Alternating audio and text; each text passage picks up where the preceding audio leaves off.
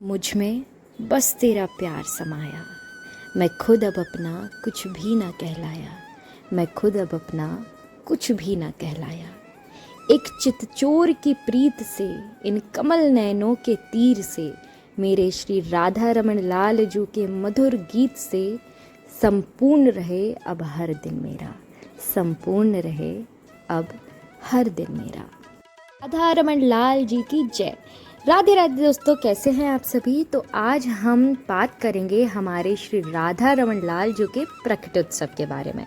कैसे वृंदावन में प्रकट हुए हमारे प्यारे से श्री राधा रमन लाल जी सरकार। तो दोस्तों, इस साल श्री राधा रमन लाल जी का 482वां प्रकटोत्सव था, जो कि 23 मई 2024 को था। और इस दिन हम सभी ने भी अपने राधा रमन लाल जी जो हमारे घर पे हैं उनका अच्छे से अभिषेक किया, दूध दही शक्कर घी और शहद से, और अच्छे से उनका अभिषेक कर उनकी पूजा अर्चना की।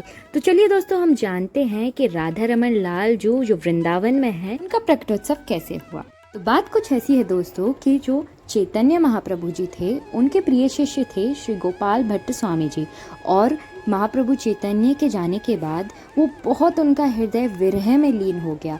और एक दिन उनके लिए प्रभु ने स्वप्न दिया और स्वप्न में बताया कि नेपाल की यात्रा कीजिए आप। और फिर गोपाल भट्ट स्वामी जी नेपाल की ओर बढ़े, नेपाल की यात्रा की, और वहाँ पर जो नेपाल में गंडक नदी है वहाँ पे ऐसा माना जाता है कि वहाँ पे सारी जो शिलाएं हैं वो प्रभु के ही रूप हैं। तो बस उनका जो स्वप्न था उसके अनुसार गोपाल भट्ट स्वामी जी गए, गंडक नदी में स्नान किया, और उसके बाद स्नान के बाद उन्होंने अपने जल पात्र में जल लिया। तो उनके जल पात्र में शालिग्राम जी की प्रतिमा आ गई, और शालिग्राम जी की प्रतिमा वो भगवान जी की प्रसादी मानकर अपने साथ वृंदावन धाम लेकर आए और उनकी नित्य सेवा करने लगे।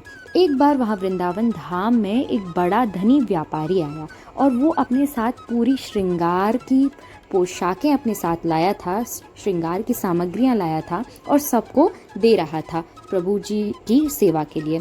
तो गोपाल भट्ट जी के भी हृदय में लगा कि मैं भी अपने शालिग्राम जी के लिए पोशाक लूं। उनसे उन्होंने बोला, व्यापारी ने, कि आप भी अपने ठाकुर जी के लिए पोशाक देख लीजिए। लेकिन ठाकुर जी शालिग्राम जी के रूप में थे, गोल मटोल थे, तो पोशाक उनके लिए नहीं बनती।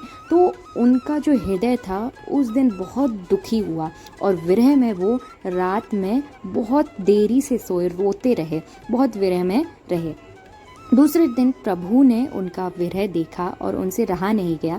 तो दूसरे दिन वो जल्दी स्नान करके आए, और जैसे ही उन्होंने अपनी पोटली खोली जो शालिग्राम जी थे उनकी पोटली में, तो शालिग्राम जी प्रकट हो गए थे।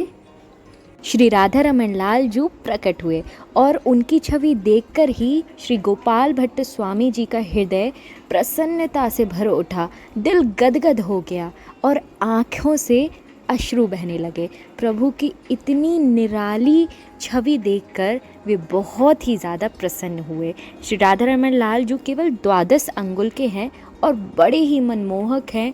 उनकी कटीले नयन, उनकी इतनी प्यारी छवि, और कहा भी जाता है दोस्तों कि अगर जो भक्त श्री राधा रमन लाल जो के दर्शन कर ले वृंदावन में, और यदि बाकी बिहारी जी, राधा वल्लभ जी के दर्शन भी ना कर पाए, तो उसको उतना ही फल मिलता है जितना उनके तीनों के दर्शन करने पर एक भक्त को मिलता है। तो अगर आप वृंदावन जाते हैं और अगर बाई चांस आप दर्शन नहीं कर पाए हैं और केवल राधा रमन लाल जी के दर्शन किए हैं, तो आप संतुष्ट रहिए, आपको उतना ही फल मिलेगा। बोलिए राधा रमन लाल की जय। और इसके साथ ही दोस्तों, हमारे श्री गोपाल भट्ट स्वामी जी का जो सपना था वो पूर्ण हुआ कि वे भी अपनी प्रभु की प्रतिमा को श्रृंगार करें, अच्छे से उन्हें भी पोशाक पहनाएं, उन्हें अच्छे अच्छे आभूषणों से सजाएं। वो सपना उनका पूर्ण हुआ, और शालिग्राम जी से ही प्रकट हुए श्री राधा रमन लाल सरकार जी।